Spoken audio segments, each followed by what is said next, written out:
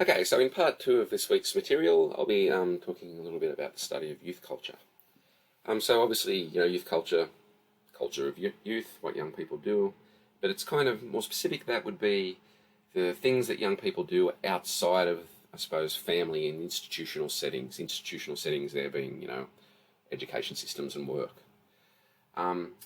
Broadly, young people tend to have their own places to go to. They tend to have different listening and watching practices than elders. They tend to have different fashion, and they certainly earn a lot less money than older people. So this has implications on those relationships of generation I was talking about earlier on that often end up in clashes over, young people's music today is not as good as older people's music, or not as political or whatever.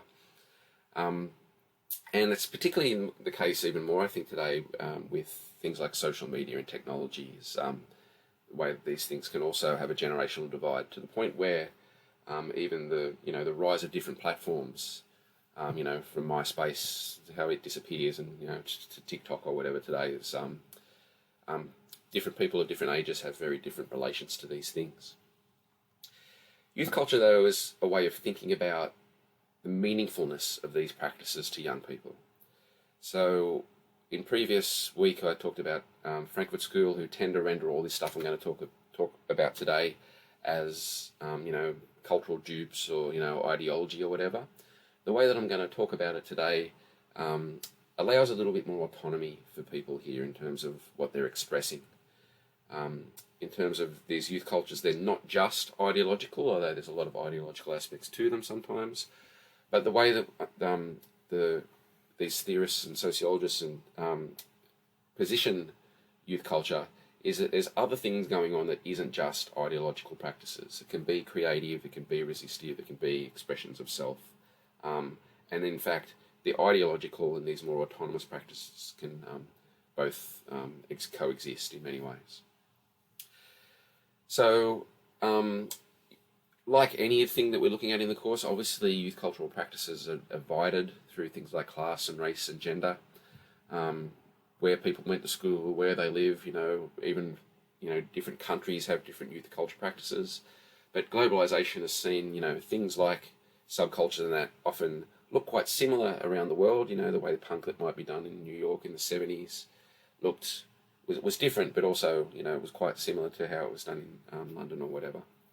So it's also a way to think about the kind of spatiality and the relations between people all over the world as well. We can think here too in terms of Bourdieu's work on habitus, the way that we have a feel for the world. And obviously some people are going to be attracted to different kind of taste cultures. And what the original subcultural theorists spoke about was how particularly people that felt like outsiders, that felt like they were being marginalised, that didn't feel like they fit into kind of the mainstream, they weren't in the popular group at school or whatever, would be more attracted to these kind of subcultural practices as a way of expressing themselves, expressing their difference, and having some kind of autonomous practices in their life. So why study youth culture? Well, because of all those things. It's a way for people to kind of work on their own identity, to kind of a way of presenting themselves in terms of the way they want others to think of them. So, expressing yourself through music tastes and fashion and stuff like that is part of that. And this moves beyond the things that are kind of attached to us that we don't have a lot of choice over, where you grow up, what school you go to and things like that. They're a way of allowing young people to develop a kind of sense of becoming somebody, a way of belonging with people that are like them, that moves beyond and outside of that kind of family and educational system, in terms of the way that they relate to people there as well. It's a way of ordering practices as well, as kind of, consumer culture comes more and more the norm. There's all this choice, there's an abundance of choices, and, participating in very specific practices as a way of, I suppose, minimising that paradox of choice that I was talking about last week. Most importantly, I think, is that what much of the youth culture research has shown is that these spaces, and I'm talking about subcultural spaces here, not just in terms of, say, going to a gig, but like, increasingly being at home, being online, talking to people that are interested in the same things as you, are a way of kind of being symbolically and emotionally kind of in refuge from, anxiety and stress and all the problems that are prevalent, in that youth transition stuff about that I'll talk about in the second part of the lecture. As there's more and more kind of choice in the world, and there's more and more pressure to make the right choices, to get the right job and all that kind of stuff. Youth cultural practices are a kind of, I suppose, refuge from those things, in a way for us to associate with people that are going through those same things, but also have similar tastes and interests as us, as you, I suppose. A way of feeling more secure. So I'll talk about the kind of, the transitional choices in the third part of the lecture and how they may relate to youth culture. Certainly, the subcultural theorists also argue that belonging to particularly spectacular, symbolically spectacular youth cultures, such as punk with a kind of mohawk, or goth where you dress in black or whatever, is being a way to express resistant identity positions. So you can see here this form of consumption in many ways, being interested in particular bands, wearing particular kinds of clothing, this, what the Frankfurt School would render largely ideological behaviour. The Birmingham School that I'm about to talk about in a minute talk about how these are actually ways that people rebel everyday norms and ideologies. So the Birmingham School that I spoke about last week in the consumption lecture as well, we're interested in how, there was quite obvious specific forms of cultural practice that specific groups of people would do that, didn't look a lot like, just mainstream consumption. The original work was a lot about class, where, particularly working class men had, this mods and rockers and doing this stuff that was like, resisting dominant forms of masculinity sometimes, and certainly kind of playing around with class symbols, wearing suits and stuff like that. But more generally, the idea here is that the Birmingham School saw some measure of rebellion and subversion going on in pop culture and consumer culture. But specifically here, only some.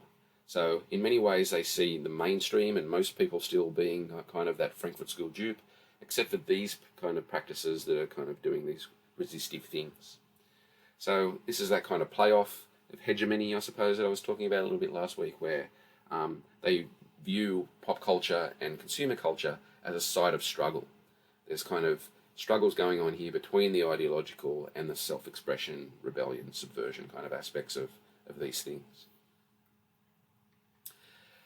So much more positive attitude towards pop culture than the Frankfurt School. And they develop the notion of subculture that was originally theorized by another school, the Chicago School, back in the 30s and 40s. And those guys were interested in deviance. They were interested in the ways that, particular repressed and marginalized people would produce their own activities to rebel against, dominant modes of knowledge and being in the world. So they were particularly interested, how African American kids would form gangs and stuff like that. The Birmingham theorists kind of take that work and then develop it to think about more cultural practices and how these may be forms of resistance. In this sense, resistance doesn't have to be about kind of, grabbing the means of production and overthrowing capitalism. There's a kind of a resistance to be found in a politics of pleasure, where people pursue their own creativity, their own tastes, as a way of kind of being outside those repressive norms. It's a way of kind of resisting cultural authority in particular. So, popular culture here is, again, as seen a sort of struggle, and I was talking about this last week as well, I won't go over this too much again, that notion of bricolage. Subcultures themselves tend to use this idea of bricolage, the reusing, reconfiguring, recontextualization of everyday things, and use them to create something new. So this means that, importantly, that this is a way of thinking about pop culture and consumer culture as a side of practice, of actually doing things, rather than just kind of, consuming, being passive and just, like a sponge and not actually producing anything. It thinks a little bit more, I suppose, ethnographically about how people actually exist. Now, the distinction there I'm trying to making, again, is the Frankfurt School tend to be philosophers, writing about people from a distance. The people in the Birmingham School were ethnographers. Ethnography here meaning a method of doing research, where they would go out into the world and kind of participate in the things they were studying. Many of those original Birmingham School theorists and sociologists were actually a part of the very subcultures that they were studying. Now, this has real problems in some respects, that's not particularly objective, in the sense that, you're not really kind of separated from the thing that you're studying. But what it also does is actually provide a lot of research advantages, because it allows that person to be able to kind of access the different codes, the different meanings that someone on the outside probably wouldn't get. And what it also does is allow that researcher to have a real understanding of the emotional position that it allows people to have, and the way that they're therefore oriented in the world in various ways. So we can think a little bit here. Punk tends to be the kind of key subculture that's used to, I suppose, illustrate how these things developed. You can see here, the normal kind of representations of that. I think a good thing to kind of get a head around punk as a kind of subculture and the social conditions where it developed would be to have a look at the video there. It's the first few minutes of a documentary about the Sex Pistols, called The Filth and the Fury. So I'll just get you to stop now and have a quick look at that.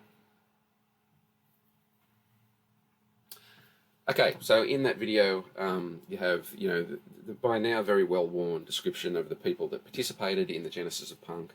People like, Johnny Rotten and other members of the Sex Pistols, talking about how they argue that punk was in and of itself a reaction to the dominant norms of what was happening in society. There was a real shift to the right in terms of conservative politics as the likes of Margaret Thatcher came in, the idea of no such thing as society, increasing kind of neoliberal policies. There was a whole bunch of stuff going on in the streets. There was garbage strikes, and there was a kind of rise of racism.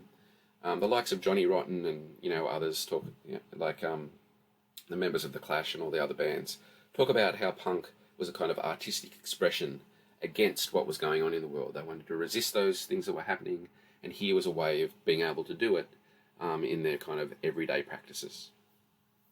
The key text here is Dick Hebdige's Subculture, The Meaning of Style, where he analyses punk through the lens of semiotics and hegemony, and kind of talks about how, the many ways that the punks would try and do this.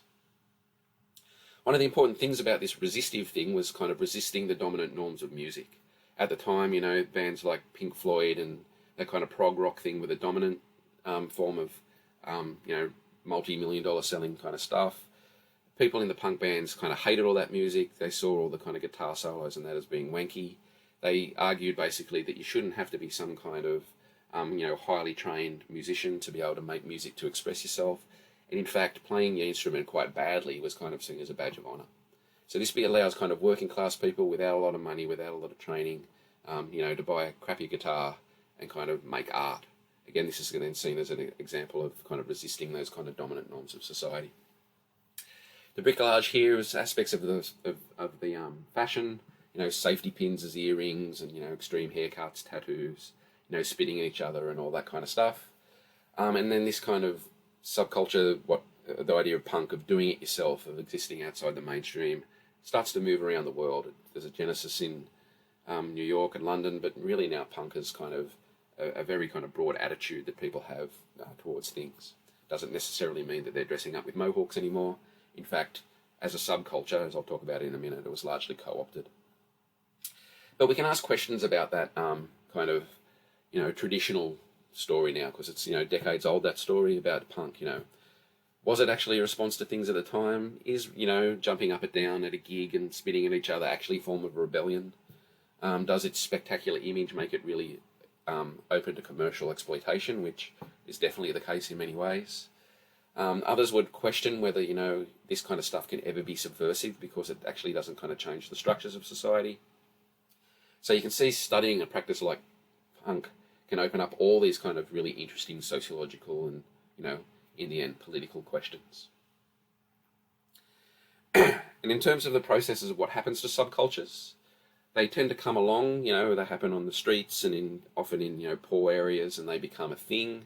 More and more people become interested in them. As they become more and more popular, they get co-opted, and what that means is that the more fashion, spectacular parts of the subculture get kind of sucked into the fashion industry, and then basically what happens is those practices are seen as no longer rebellious, and the whole thing kind of dies. Examples of this are certainly like the mohawk. You can see like the early really spiky ones in the 70s that were actually extreme, ends up being kind of the faux hawk that, like, the likes of David Beckham had in the early 2000s. You can see this in grunge culture where Kurt Cobain, wore $2 flanos, and then, within months, the very same kind of things are being sold in fashion houses for, $300 or whatever. So what's important here to consider is the way that, the question to ask here is how much can symbolic politics actually be a form of rebellion if it can be kind of co-opted so quickly? So after the 60s and 70s and early 80s, where subcultural theorists, did all this amazing work to show these different resistive practices that young people were participating in, there was a development of both culture, but also in the ways that sociologists start thinking about it. And people came along and kind of, questioned how rebellious it was, and also pointed out that really not many, in terms of percentages of young people that take part in these things are actually quite minor in many respects. And that really there's a whole bunch of, most young people are out there kind of consuming much more normally, in inverted commas. And it became kind of more interesting work to consider that, again, not to just render them as cultural dupes, but to think about the meanings of that kind of more mainstream culture, mainstream consumption beyond that kind of culture industry analysis. So there's some really interesting analysis here. I think Stephen Miles's paper about fitting in and sticking out, I think, is a particularly good one. In that paper, I think him and some colleagues went into a school to ask people about, ask the young people about how they consume and why they consume. And they found this kind of interesting, I suppose, tension where young people want to be individual.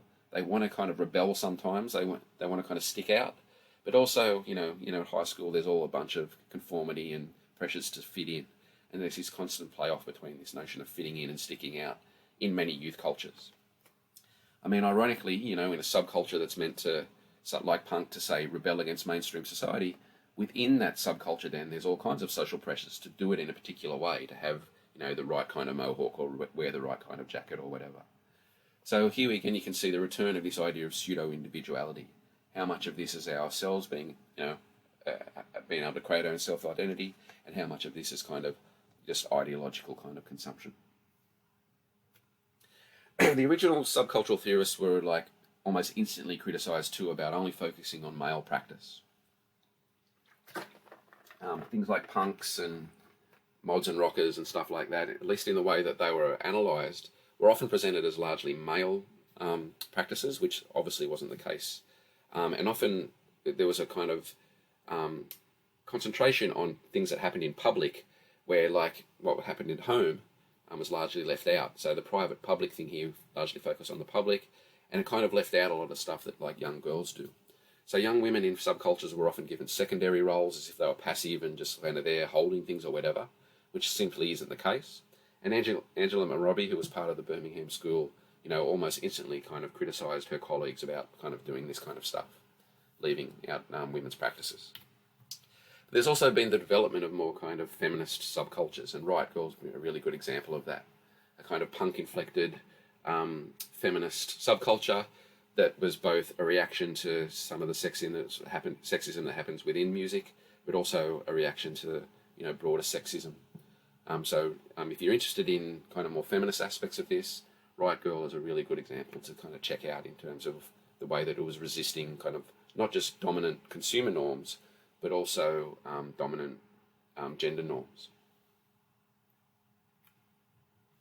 So more contemporary studies have moved beyond the idea of subculture. So subculture is still used in many ways, but there's these other ways of thinking about things like neo-tribes, post-subcultural approaches, studyings of scenes, studyings of lifestyles, that tend to kind of broaden the study out of what youth culture is, that isn't just about maybe participating in this one, thing, and that actually what happens more and more today is young people try out and try on in many ways, many, different things, whether it's a subculture or fashions, genres, having different music tastes, things like that.